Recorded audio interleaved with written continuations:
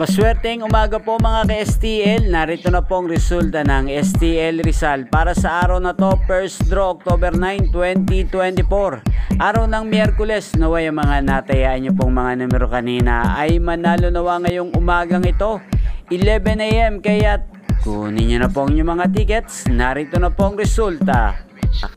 Para po sa STL Rizal, first draw result 11 AM ang mga numerong nanalo, 34 at 35. In exact order sa lahat po ng tumaya kanina para sa first draw ng 34 at 35. Congrats po sa inyo, panalo po kayo.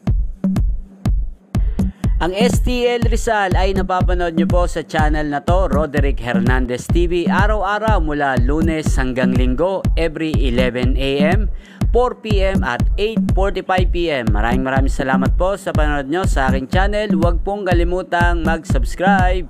Thank you for watching.